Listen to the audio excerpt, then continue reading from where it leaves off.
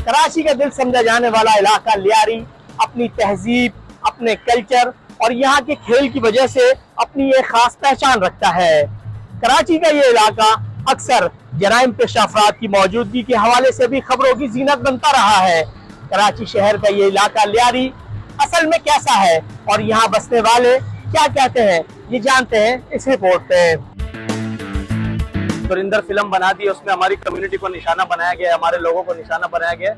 इनको जंग में जिस तरीके की शिकस्त हो चुकी है, अब ये उस शिकस्त को छुपाने के लिए, अवाम का जहन भटकाने के लिए मुहिम के जरिए हमसे अपना बदला ले रहे हैं। मगर ऐसा इनको नहीं करना चाहिए। हमारी कम्युनिटी को निशाना बनाना चाह रहे हैं, हमारे लियारी को, खासतौर पर पाकिस्तान को निशाना बनाया जा रहा है। इनको ऐसा नहीं करना चाहिए।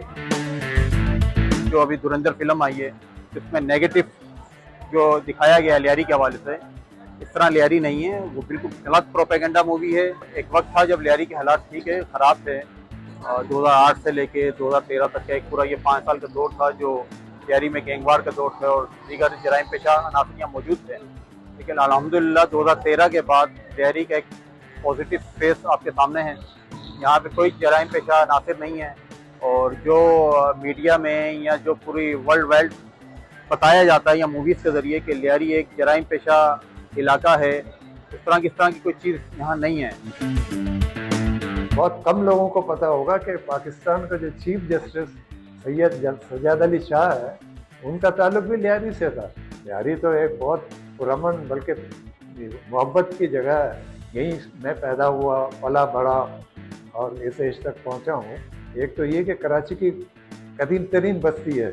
जब अंग्रेज़ आए थे तो पहली बस्ती जो बनी थी यहाँ पे लियारी में, लेबर कॉलोनी जिसे को कहा जाता था, तो वो लियारी है।